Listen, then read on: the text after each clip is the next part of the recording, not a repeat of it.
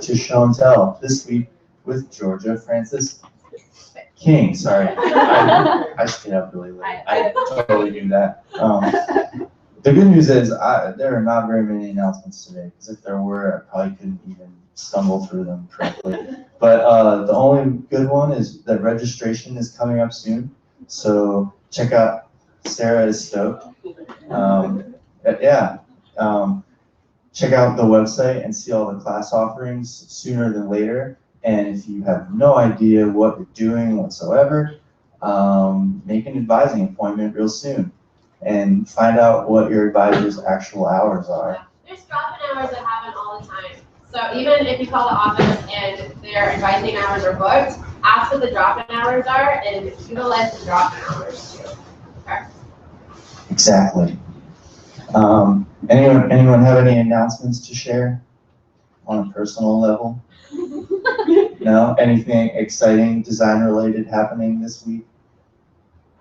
Okay, cool. It's going to be an awesome weekend. Wait, I have one. Oh, cool. All right. What you got? There is a festival called Siren Nation happening this weekend, and I think the organization is about promoting work by women.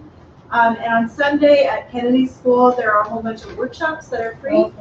Yeah, and some look really interesting, like art-related, like branding and like telling stories through art. So I thought that would be. They're free. Free and fun. And it's called Siren Nation. Siren Nation. Cool. Thank you for sharing. See, I knew somebody would have something to share. It's also Halloween. It's also Halloween. I know. Anybody have a really good costume? Anyone have a bad costume? What you got? What's your bad costume? That I don't have one. Oh, that's That is pretty bad. Cool. All right. Well, I guess we can go ahead and get started with our guest here. This is going to be an exciting one because she brought advice, which we need. And she's a writer, which is not exactly a designer, but you might say maybe smarter. So you definitely want to listen. Georgia Francis King is an editor and arts journalist originally hailing from the cultural bedrock of Melbourne, Australia. In 2013, she left her post at Frankie magazine, both the 2012 and 2013 Australian Magazine of the Year, to take a bite out of the Big Apple, writing for Interview, the Huffington Post, and the Fader, alongside working with street artists Swoon, Ian Strange, Vexta, and more. Later that year, she swapped her sun-filled flat in Brooklyn for the sublime oddity of Portland to take the helm as editor of the Kinfolk Magazine, and we're glad that you made that swap. Let's welcome Georgia Francis King. Hey guys, I'm Georgia. I was about to give my own bio, but I guess I don't really need to as much now. I'm also glad that I ended up in Portland, as I'm probably about to get into in a minute. I didn't even really know about Portland before I got offered this job, and I'm really enjoying the creative community here and seeing so much awesome work coming out from like the new designers. So, and yes, I am a writer and an editor, but I work very, very closely with designers, and as you guys are probably mostly design students, one thing that I can emphasize right now is being like the synchronicity that you need to have with the text that goes along with your designs is really important. But what I will say is that because I'm not a designer, please pay no attention to like the lettering and the kerning in this presentation, because it's probably all really, really wrong. As Sean mentioned, I started off at Frankie magazine. That was my first large job, which I actually scored when I was still in college. After a little while of trying to do both full-time college and full-time work, I realized that was a bit crazy. Dropped down to part-time hours at college, finished that up, and took on larger and larger roles at Frankie as I went along. So Frankie is kind of known as a very twee, pretty-looking magazine, but we're also the only magazine in Australia that has ever been taken off the newsstands for using the C word too many times in one article. So I've always worked within environments that are small niche media, often independent companies. And I really feel that it's a good way to start nowadays, and it's a way that more companies are tending to go to as all of the big guns start to slowly falter. So I I kind of realized at Frankie that if I stayed there, I would have had a really awesome job for the rest of my life. I probably eventually would have become editor. I would have edited there for 10 years, probably found some person I wanted to marry and just like hang out in Melbourne for the rest of my life. And I decided that I wanted more than that. So I took a big chance. I quit Frankie. I moved to New York. I said sun-filled flat in Brooklyn. What I really mean is a really crappy apartment in a crappy part of Greenpoint that I paid nearly $600 more for than what I paid here that had a wasp infestation. So I gave up a lot for what was turning out to be very little until Kinfolk came knocking on my door. So I first got the call from Kinfolk. I was freelancing there for a little bit for, not much money. There's always something to be said for giving away a little bit of yourself in order to have the chance to get something more. But how it kind of happened is I got told that I was being brought over for an interview, and I saw that my plane flight was 5 hours away, and I was like, wow, where's my stopover? Like, it must be really, really, where's Oregon? Because I knew that Portland was close to Seattle, but Seattle's like next door to Chicago, right? So I didn't even really realize where I was going when I got on a plane. That is how little I knew about this place. And what ended up happening is within 24 hours, I signed a contract. Within 48 hours, I bought a car, the 240 Volvo, which I didn't realize I was buying into a cultural stereotype until after I bought it. Found a little house sit 24 hours later, with a cat, and got sent back over to New York, and 2 weeks later, I was working my first deadline in Kinfolk. When a lot of people often said to me, isn't it so crazy that you moved here from Australia? This is such an amazing opportunity. But once you've taken the leap and you've decided that you're going to leave a lot behind, decisions are easy after that. And a lot of, as you can see, I'm quite young, and people often ask me how I've got to where I am at this age. And the God's honest truth is that I worked harder than anyone else I knew. But as soon as I reached a milestone, I wasn't happy with that. Every milestone I reached, I wanted to go one step further. And I feel that a lot of people tell themselves, I want to work for X company, or I want to get my work published by this magazine. And then if you work hard enough, you reach it. But then what next? You can kind of sit there, feel really gloated for a little while. But one thing I can really encourage you guys to do is to always constantly be changing your expectations of yourself. Because as you grow, you need to match your expectations with that. So I ended up at Kinfolk. As you can see, I'm maybe not the most typical Kinfolk person, but I'll get into why that's important later. And that was in July last year. I've been here for about a year and a half. Back then, we were selling 40,000 copies.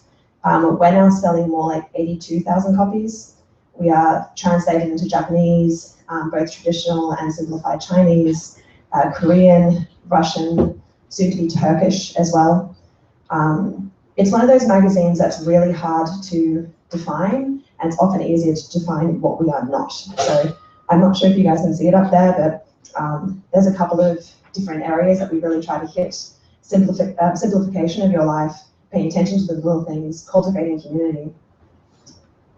But we're not just a magazine either, and I think that's one of Kinfolk's successes, is that although most people know us for what we do in print, we also have a very, very large community events team, where we have sometimes over 60 countries and in 1 month, where we'll be holding workshops, dinners, gatherings, that type of thing. And then we also have a large online social world, Instagram, which is terrifying. When you put something out, you know that 500,000 people are potentially going to see it. I find that more scary sometimes than when we actually send a magazine to print. But I'm going to get into this whole idea of having different mediums and the different content that you want to put on their mediums, because this is one thing that I feel people aren't talking about enough. We have these huge arguments about print's dying, the rise of digital. We all need to freak out and go to digital. But it definitely depends on who your consumer is and what message you're sending. But on top of that, we also have lots of other things that we do. For an example, we've just released our first clothing and homewares line. It's called Our, O-U-R. We also have international editions. So I also am the manager of all the international editions. So that is not only helping them create some of their own content, their marketing concepts, but having magazines come in every quarter that are written entirely in another language, and you having to decide the leading and the kerning and like where all the heads and decks fit into a document when you have no idea what they're saying, which is really, really confusing. So a little bit about the reader, and although 75% of Kinfolk readers are 25 to 35 years old, if you're outside those brackets, that doesn't mean that you can't be a Kinfolk reader or that we don't want you reading Kinfolk, because what ideal readership and ideal reach should actually be about is choosing what your target is, and then other people who may not be inside that target want to be inside that target. So we know that we have 15, 16-year-old kids that are aspiring photographers who read us. And I always get these beautiful emails from like 85-year-old grandmothers who are just so thrilled that someone is talking about the rituals and traditions. And then they complain about the point size. But both of those people are also Kinfolk readers. And we don't all need to be denim, like, you know, crushed denim linen wearing, white teeth, blonde hair, blue-eyed people. Like, I wear more color in the office than what anyone else has all year combined in one day. But I'm also a Kinfolk reader. So while you can have a target, it's really important to think about what is outside that target, and that is what gives you diversity. It's also about buying into a brand. So Kinfolk, you would feel really bad if you threw it away, which is part of the reason. You're never going to see a pile of Kinfolks in a free pile on the side of the road. So you keep your Kinfolk on your coffee table, and when someone comes over to your house, a good brand, they will be able to tell something about that person from what is on their coffee table. So we've become a brand allegiance in the same way that I walked into this room and everyone was on Apple laptops. If you really think about it, are you actually using Apple because you prefer their software? Or are you using Apple because you want to be part of that brand allegiance? It's even like how everyone like has a copy of Infinite Jest on their bedside table that they've never actually read, but just in case you want to like have it there so you impress someone later on. It's so thinking about branding, not necessarily about the actual who is reading, but the target audience and what you can say about that brand. So unlike some other magazines, we don't focus on fashion, music, film, all those other areas that you tend to get to, and they're very timely content. It's always talking about what album's coming out, someone's new collection. We're less interested in that and more interested in the parts of our day-to-day lives that everyone actually shares. We don't think that you should have to cover everything to be a lifestyle magazine. If you want to read about music, go read Fader. If you want to read about fashion, go read ID. They're going to do a better job of it than what we do. There is no reason why you have to try to cover all of your bases.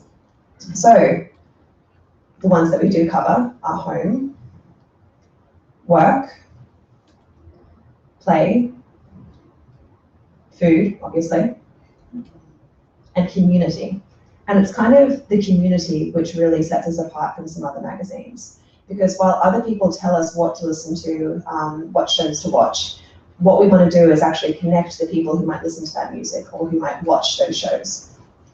And that kind of brings in our core values. So we think that you should always have a practical takeaway from each story. I'm very aware as an editor that a lot of people read Kinfolk because they just like looking at the pretty pictures. And I don't deny that. We are a beautiful magazine. Our design team and our art team do an incredible job of putting that together. But still, even with your art, you want it to have purpose. Beauty for beauty's sake is not going to sell you magazines long term. It's not going to sell you loyalty either. So these 5 ones that I have up here are, oh, there's a mouse there. The 5 ones I have up here is every single story that we now run, we have to be able to fit it into one of these categories. If it doesn't serve one of those purposes, the story doesn't run anymore.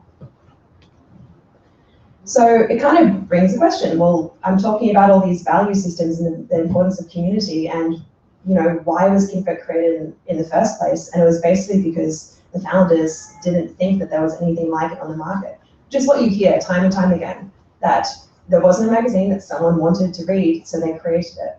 But I feel that this was also part of a larger revolution that was happening, rebelling against other mediums, other messages that were being sent out that were really just overwhelming the audience, and no one was coming up and talking about these things. So we were seeing a lot of this. So when we send out guides to photographers, we don't just send them out what we want, we send them out what we don't want. Because as I said before, kinfolk is sometimes more easily described by what we don't want. And it was a lot of this. What we did want is this. It's not that different when you really look at it. And that's the hardest part about trying to run this team, is that you're taking something that everyone else would normally know how to do and just tweaking it ever so slightly so that it goes from this to that. So a bit of a quick backstory. Kinfolk Magazine was created by 4 different people, 2 couples. So couple number 1 met each other, couple number 2 met each other, and then couple 1 and 2 met each other. We call them the quad in the office.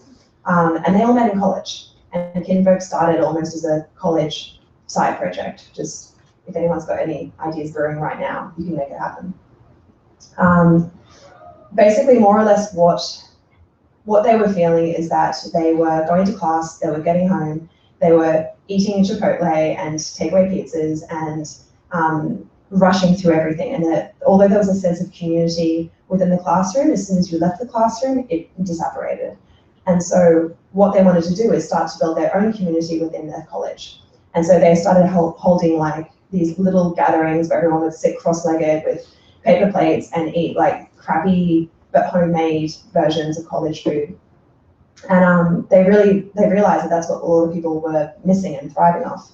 So then once it started to become a little bit more known in their college that they were doing these events, they started looking for inspiration elsewhere. And they couldn't find any magazines or any websites that could give them practical tips, not just for what to make and how to decorate their table, so they didn't have room for a dining room table. And so they wanted to take the emphasis off what people were eating and how they were eating, and instead put the emphasis back on the people and the conversations. So that's where the idea for the first issue came from. No one had any experience.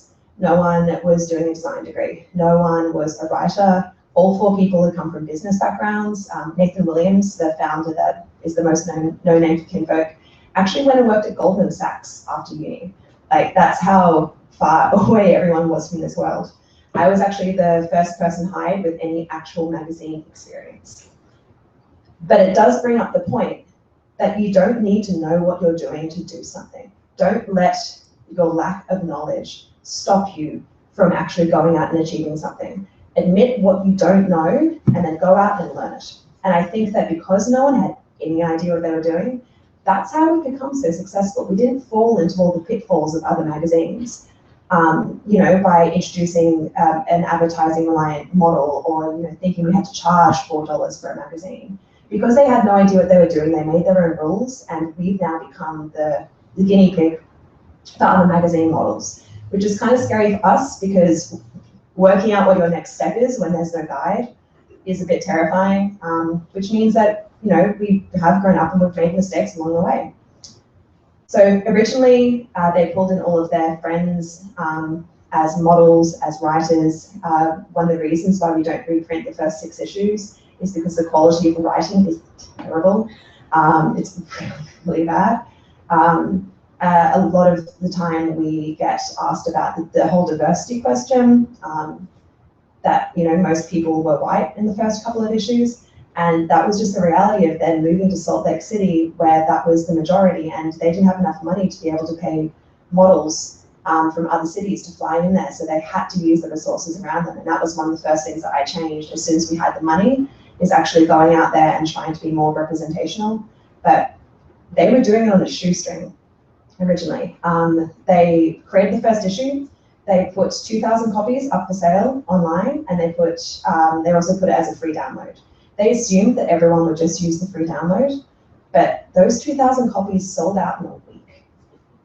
And so then they were like, okay, we'll print another 2,000 copies, 3 days. And then they go, okay, we might need some help. And so they started contacting book publishers, because they didn't know any magazine publishers, but someone had contacts elsewhere. And they found a couple of people who would help promote it. So we are actually a magazine that is run on a book trade industry. So we can be a little bit hard to find in some places, but if you go into beautiful stores like Lowell or Beam and Anchor, you're more likely to find us there. So as I said, we were doing things differently, and it took us a little while to really work out what we were doing. I kind of sometimes liken it to where the child stars, where like the Drew Barrymore or the Macaulay Culkin, who like has to make all of their mistakes with everyone watching, and then, you know, or Miley Cyrus, who then decides to take all of her clothes off to prove how mature she is. And it's something that you do have to go through, that by issue 2, where suddenly everyone's had to quit their jobs to start working on this full time. No one expected it to actually work. But, you know, we have made some mistakes and we're trying to rectify some of those now. But it started off just like that. So for an example, this photo is taken less than 2 years ago. That is the 2 of the founders, Doug and Katie, hand distributing all of our magazines. That huge pile on the left, they were all individually put in there by hand. It's in the basement of a house they used to share in Lincoln City before we moved up to Portland just under 2 years ago. You know, we really did it grassroots style. So fast forward 2 years and this is where we're sitting. So 82,000 copies, roughly an issue. That includes the 4 different translations that we have. Our readership sits at about 225,000. So the way you calculate readership, FYI, is thinking about how many people see one of those 82,000 magazines. So if it's in a hairdresser's, for example, it might be seen by 5, 6 people a day. It is an expensive magazine, we're aware of that, so people share them around as well. So how many copies you sell isn't necessarily indicative of your core readership. Those social stats are a little bit out of date, it's a little bit more than that now. But it's terrifying how quickly it's grown. Like it more than 200% doubled when I was there originally. And a lot of people often ask me, how does it feel to be the mama duck? How does it feel to be helming the magazine that all that gathers the serials, the inventories, all those small magazines look up to. And I really don't feel like we're the ones at the top. We're the ones that are maybe selling more copies, but I really feel that I have this theory about reactionary revolutions, so that when we weren't the first people to have this idea for this kind of magazine. We weren't, you know, everyone here I'm sure has thought about it a couple of times before as well. But what happens is that when you have a lot of people who have the same idea, that's what creates a movement. That's what creates things like art movements, for an example. But why does everyone have that idea at the same time? It's often because they're reacting against something else. So for an example, like all the pop artists thought the cubists were all idiots for, like, you know, all their silly asymmetrical lines. And so that, you know, will move them into a different space. And so I often look at the indie publication sphere and think of it in terms of, well, what was everyone rebelling against? What were we all sick of, and how did that propel us into something else? And it was basically that Martha Stewart era that was all about pomp and aesthetics and impressing your friends rather than actually sitting down and having a proper conversation. So this brings me to the future. And remember what I said earlier about constantly resetting your own expectations for yourself, never growing stagnant, never becoming too content or too comfortable, because that is, with all of these kind of copycat magazines that have come up that have created this style with all the mason jars and the, you know, flannel shirts and the deer antlers, and I'm sorry for introducing all of that. But, you know, when that trend dies, we will die with it. It doesn't matter that we're the ones that started it and doing it the best. You need to always stay a step ahead of the game. So, no Instagramming or I'll cut you. But as of next issue, this is going to be the new cover. So what we've actually done is a little bit of a refresh. The content's the same. We haven't, like, you know, we're not rebranding. It's not a different type of kinfolk. But we felt like we had grown so much from what we had first started with our mason jars and our man ponies and all that kind of stuff. But no one had really noticed because the exterior had been the same. And sometimes all you need to do is just have a little tweak of something, and it can really remind people about what you are actually doing.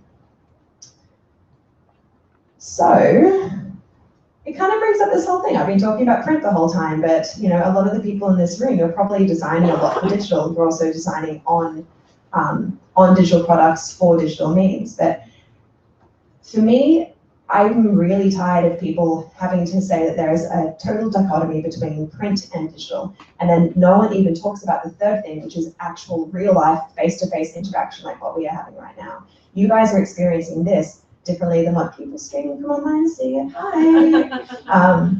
And it really makes you start thinking about, well, what purpose am I trying to serve? For what reason am I creating a product? Who are my audience? And what is the best way to speak that to that audience in a way that is going to best serve your message? So, for an example, we have nearly 500,000 Instagram followers, and we did an open house for Design Week, which I think I recognize some people came to. And it was really interesting there, though, where I would be talking to the readers, and I would say, well, how'd you find out about Kinfolk? Oh, through Instagram. I just saw it and I was in the area, so I decided to pop by. Like, oh, so like, how do you like the magazine? How have you been feeling about the past issues?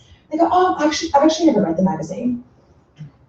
Which to me was kind of not disheartening, not surprising, but you can't measure the success of one thing by the success of another. And those people loved Kinfolk and the idea of Kinfolk and understood the message that we are trying to project, which is to slow down, to simplify, to cultivate community. But they didn't want to do it in a print medium. Whereas there are other people who want to consume a Kinfolk entirely in print, and those are the audience members that we probably care about the most, because we think of the message that we want to send, and that message is in print. There is a reason why we don't have iPad apps. There's a reason why you can't just download a PDF of Kinfolk and read it, on your Kindle or whatnot. That's not an oversight on our part. It's a purposeful choice, because the message that we are sending is meant specifically for one medium. But that isn't to say that other people's messages are best served in print. I really feel that a lot of people have seen all of these print magazines come up recently. Now everyone wants to make a print magazine.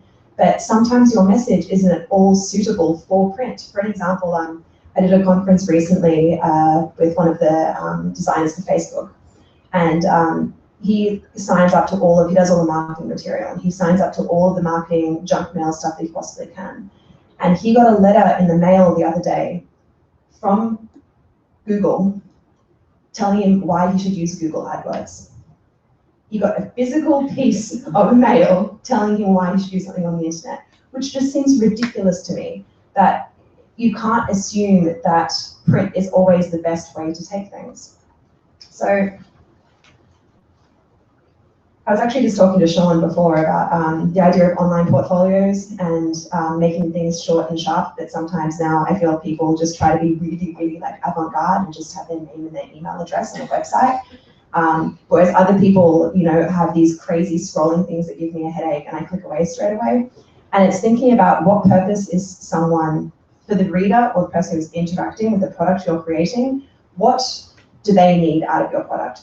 What purpose are you trying to serve with your portfolio websites that you guys will probably all be developing going into the professional field? Who are your market going to be, and what do they need out of that website?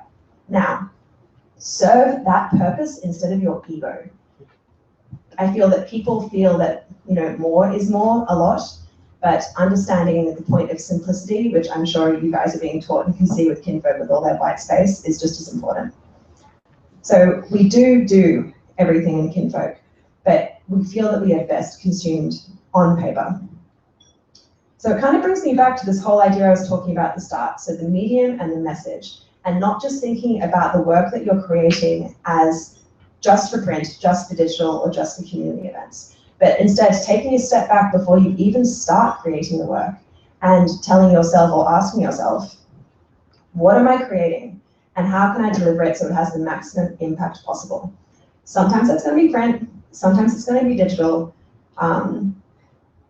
It's all about the message that you want to spread and how you're going to spread it. So that's the end of the main part of my speech, because I always find that people have lots of questions to ask on these kind of subjects, but I thought that I would put just a few little things up here. Can you read that? Read it to us. Okay, I'll read it to you. So some thoughts that you guys might want to ask me about or ponder about yourselves in your free time. Is print really dead? No, but yes, it's kind of complicated. It's like most relationships. I have an idea for a magazine. but a print magazine is really the best way to connect with the community. Would my potential readership relate more online? So not just wanting to go into print for the sake of having a pretty thing on your coffee table. How do I keep what I'm designing, making, writing original in the face of so many influences? Because I'm writing an article at the moment that's about designing away from influence, and if that's even possible in a day and age of Pinterest and Instagram. Of course, straight up copying is not the direction that you want to go in, but what happens if you're unconsciously doing it, and how much of what you're doing should be about what you want to do versus what your client wants you to do. Then a question about how important is Instagram, Twitter, and blogging? Really? Do I have to? My short answer is no, but someone could ask me more about that. How much of what I do should be about what I want to create versus the market readers, clients want to see? If I'm passionate and do a stellar job of it, won't it just become successful anyway? I feel that everyone's told if you work at something hard enough, like you try hard enough, it's going to be successful. But there are definitely other factors that come into play with that. If you don't believe in your own product, no one else is going to. That's clearly very important. But you also can't be creating work in a vacuum. And then the final one is, I want to work for a super awesome company, but I have no idea how to start. How do I get there? Yeah, so that's kind of what I find that you guys might find interesting. If there's anything else, feel free to put up your hand and I'll answer some questions. Those are all excellent questions that you just asked yourself. Thank you. They're the questions that I was asking myself, maybe 4 or 5 years ago when I was in college, and I really wish that someone had just cut the BS and told me the answers. So ask me anything, really.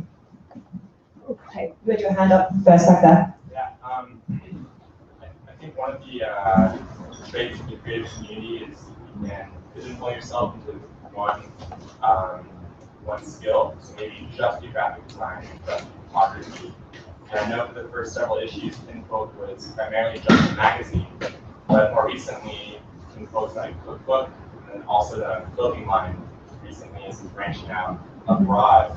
How do you think the brand knew it was the right time to continue spreading and wasn't fearful of spreading themselves too thin and could make those decisions confidently? Okay, so I'm just going to repeat the core of that question in case other people couldn't hear. It's ironic because I just did a conference on this for a Perpetual Future talk at Holocene last week that you basically just asked me what my talk was about. So I've got a prepared answer for you. So what the idea is that we are told one of two things in college or by other creatives. And they're two things that are totally separate to each other. One is do one thing and do it well. Pick the one thing that you are better at than anyone else and do it better than anyone else, and that's going to make you succeed. Option 2 is be a jack of all trades, that you can't just be expected to do one thing anymore. You need to be able to do everything. And people tend to either swing to one route or to the other, but I don't think you necessarily have to choose. I think having a primary focus is always really important because you need to have a reason that people are going to come to you for. And that reason needs to be what your bread and butter is. But there is nothing wrong with kind of putting the feelers out and looking at other options for yourself. Because while you can do one thing and do it well, if you can kind of create a gimmick for yourself or other options, that's what's actually going to set you apart from everyone else who is probably equally as good as you. So even if it's just having an accent, that might be enough to separate yourselves from all the other writer editors. So the second part of the question was, now that Kinfolk has released cookbooks, clothing line, we're working on a second book right now, which I'm not allowed to talk about, unfortunately. When do you know when to expand? And should you just stick to your guns and do one thing? My answer for that is I have no clue. It is all a crapshoot sometimes. What we felt with the clothing line, for an example, is that if what Kinfolk is doing is projecting a certain way of living, then there are more things that you consume in your day-to-day life than just magazines. So what if we could take those core values of simplifying, slowing down, relaxing, spending more time with your friends and family, and instead of putting them into a magazine, put them into clothing that is utility driven, that is meant for lounging around, that isn't overly fussy. Or what if you instead put it into a different concept, like a cookbook? So I feel like a lot of people stereotyped us as a food magazine when we first came out, and it's probably because of those overhead food photography photos that unfortunately are now all over Pinterest. But we actually didn't have any recipes in the first 3 issues, so that always confuses me why people consider us that way. But we knew that people were hungry for food, so that is, I didn't even intend that. We knew that people were hungry for that kind of content, and so we wanted to give it to them. So I guess the summary of answering that question is look at what the core values of what you are doing are, and then see how they can be expanded into other areas, but also constantly be listening to what your readers or your clients aren't getting and give it to them before they ask for it. You were next. I wanted to know about the social media stuff, and also like how to improve writing copy, or like the best way to do that. How to improve your writing skills is different. I'll answer the first part of your question first. So, do you actually need to be all over Instagram and blogging different things every week? I never have done that. I've never had a social media presence. I've got like 2,000 Instagram followers, 2,000 Twitter followers, which is nothing compared to, the 80,000 that Kinfolk has or the 500,000 Instagram has. It depends on what you are planning to do with your career, I feel. If you are planning that you want to be the face, you want to be a personality, you want people to hire you because you're Georgia Francis King, or are you more thinking that you're the one that wants to be the head designer at a different company? Are you the one that is very, very happy kind of sitting back and not being the face of what you're doing, and instead helping other people achieve what they want to do?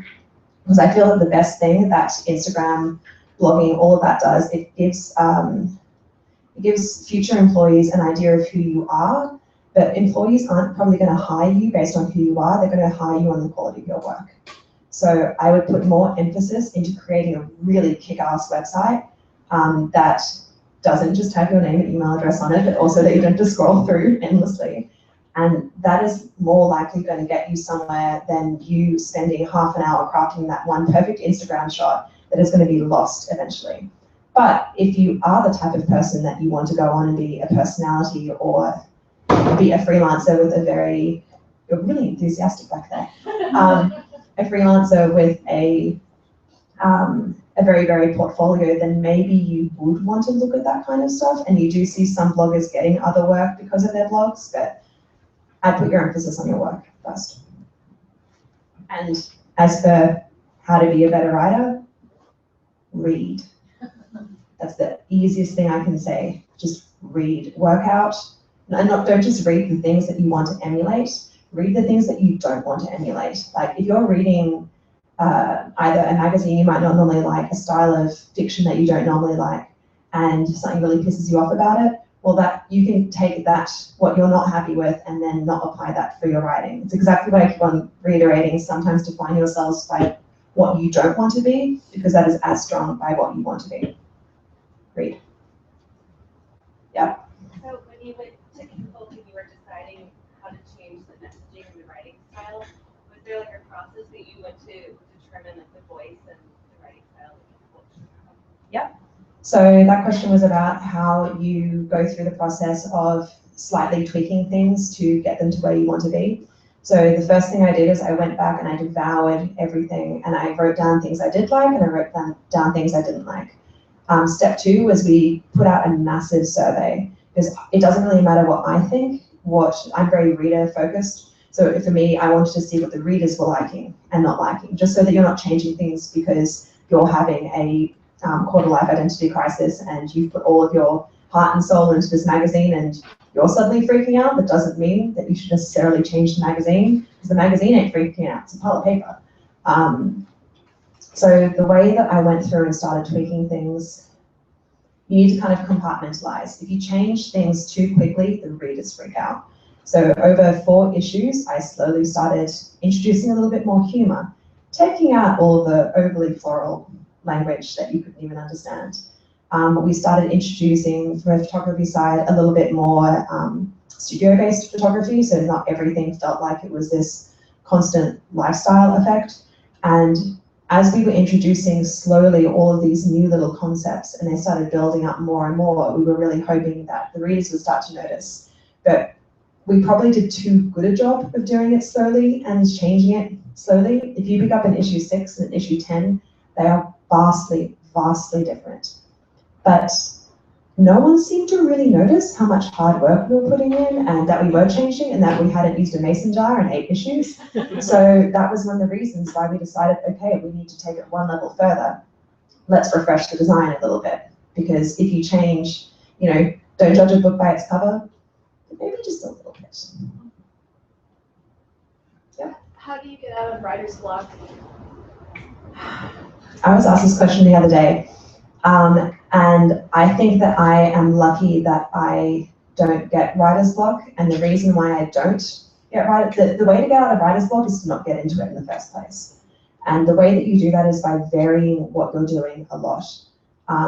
There's a different, so for me, I'm writing 5 or 6 different types of articles a day, editing 10 different types of articles a day. So that's easy for me to naturally not have to think about something for so long that my brain gets the best of me. But instead, if you don't have the option to do that and you've got that looming 4,000 word essay that you need to write, what I can say is apply constraints. I feel that so many people go into brainstorming meetings and go into these big planning meetings and just go, the sky's the limit. And like, just throw the idea out there and it'll be amazing. We'll just rebound it around. That is not going to produce anything actually worthy. Sometimes the best things to do are to tell yourself, so I'm going to use an example. There are these French writers that were called the Aleppo writers, and one of them, they were a writing group that applied very serious constraints on what they were doing to make themselves more creative. So one guy wrote an entire book about the letter E without using the letter E. Or another one wrote an entire book only using the letter E in the vowels. So you can use any words that had more than just E in it as a vowel. They also created poetry that each line had to go up one letter and then down one letter. They were the creators of the palindrome, like, you know, a man, a plan, Panama Canal, something, whatever. I don't like palindromes. So I know those are really extreme examples, but even taking themes in the magazine for an issue. So if we were just creating Kinfolk Magazine issue 15, how do you narrow that down? How are we actually expected to come up with fresh ideas that no one has come up with? So that's where themes really help. We have ideas that we would have never thought about before. We even sometimes create ourselves fake things just to think up with more ideas. Like the winter issue that's about to come out, for a week, we pretended that it was called the Flame issue. We're getting like 16 different. But we came up with ideas that related to that idea of warmth and winter that we would have never have thought of if it was just the winter issue, because we applied a really specific constraint on top of ourselves. So if you have writer's block, take the idea that you're looking at, put a very serious constraint on it, and you'll start thinking about it differently. Can you elaborate more about how you make your work original? So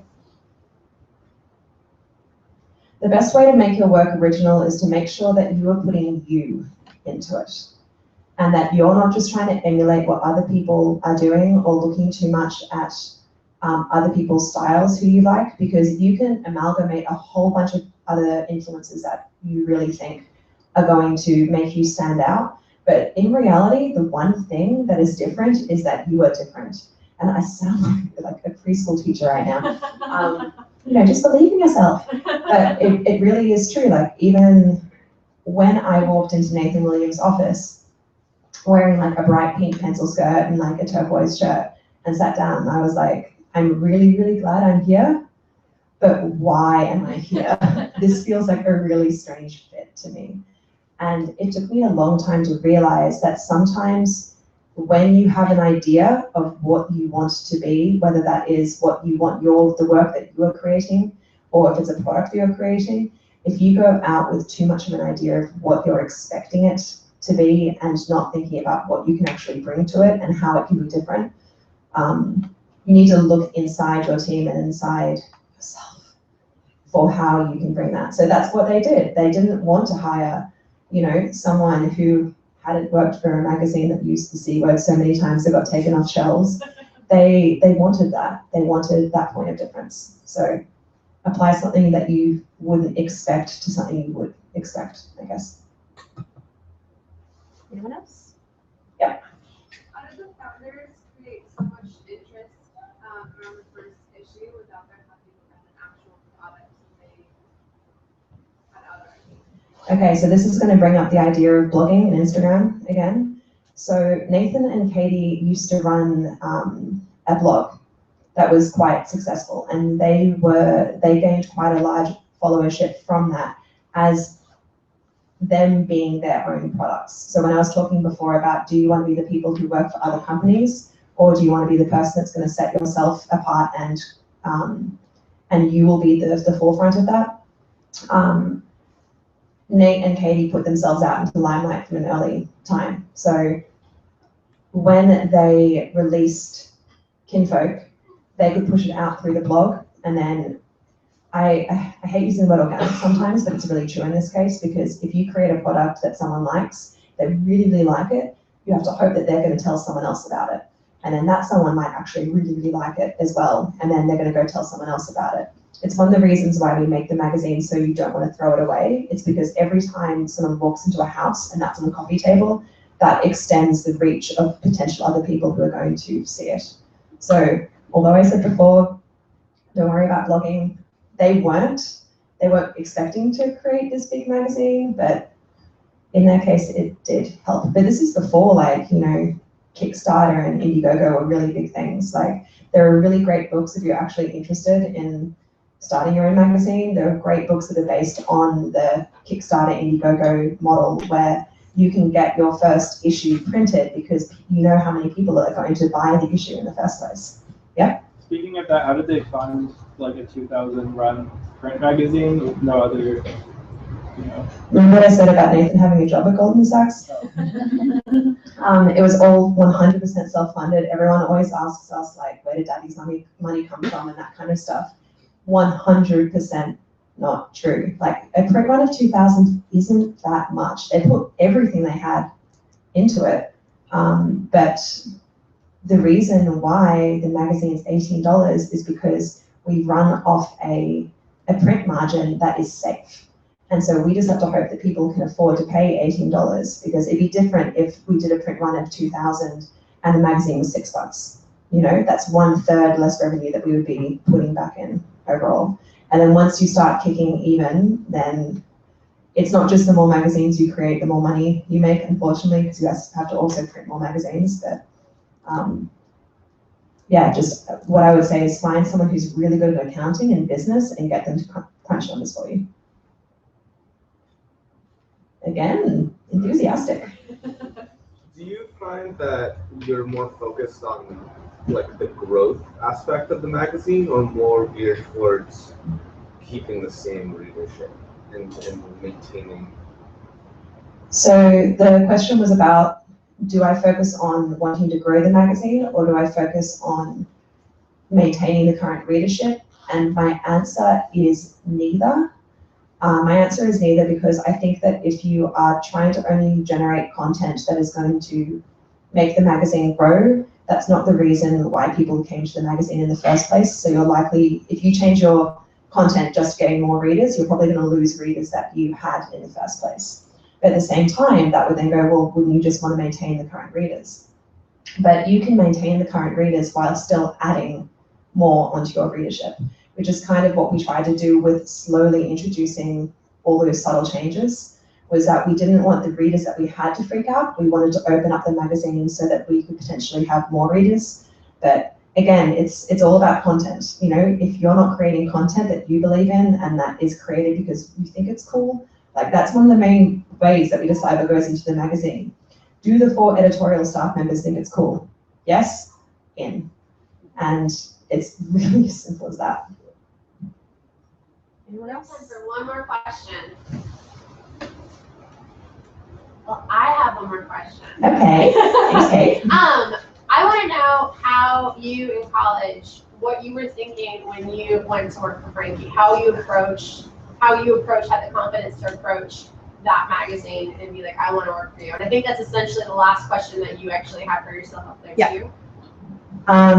Okay, so I'm going to take it back just before college in that case. So it's going to be a weird way to start this answer. I had a fake ID when I was younger. And when I was 16, because you can drink at 18 in Australia, when I was 16, I started sneaking into music gigs and reviewing music gigs. And then I would go to the local newspapers and I would say, hey, I was at this gig last night, I wrote a review, like, can you run it online? And if you basically take content that was, my writing was terrible back then, but you know, content that's okay and offer it up for free. I was 16, I was still in school, I didn't care. People, and say put it online, people will most likely put it online. And so then I started gaining the trust of these editors, and then I started writing for the magazine, and then I started becoming a staff writer for these magazines, and basically got to 18, and was like, hey, happy birthday to me, guess what?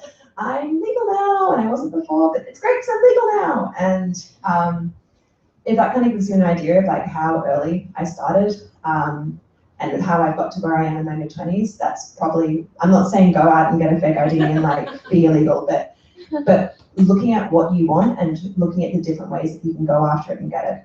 So from there, I worked for a little startup magazine. I went traveling first, then I worked for a startup magazine, worked my way up there. My job before Frankie was working for a magazine called Life Lounge, which I did part-time. It was a street art magazine. And I got that job because I never let up. I basically annoyed this editor into letting me come into her office, which I'm not going to always say works. It's really annoying when people do it to me. But I must have done something right, or sell yourself through email is what I can say, because no one ever opens PDF attachments. And so I was working there during university, and I was offered an unpaid internship at Frankie. I put my heart and soul into that application because I could see that Frankie never gave up internships. And so I knew that they weren't looking for an intern. They were looking for someone that they were going to hire full time. They just wanted to basically test someone out for free first. So that's one thing I would say, work out the places that you want to work and watch them closely. Be on their Facebook page, be on their Instagram page, be on their Twitter page, work out how that company works, because that is, if you understand the company culture, that can open up more opportunities. So when I applied for the unpaid internship at Frankie, even in my PDF of my writing samples, I got into InDesign and I worked out the exact specs of what everything looked like in the magazine. So I sent in my writing samples mocked up like actual Frankie articles. Go above and beyond what they ask you to do. And so I left my nice paying magazine job for an unpaid internship and worked really hard, and it paid off. I will say that trying to do full-time college and full-time magazine work is not conducive to your sanity, but sometimes you've got to do what you got to do. Did that answer what you wanted? But yeah, work harder than everyone else, constantly reset your expectations, and add something a little bit different into what you're doing. Thank you so much.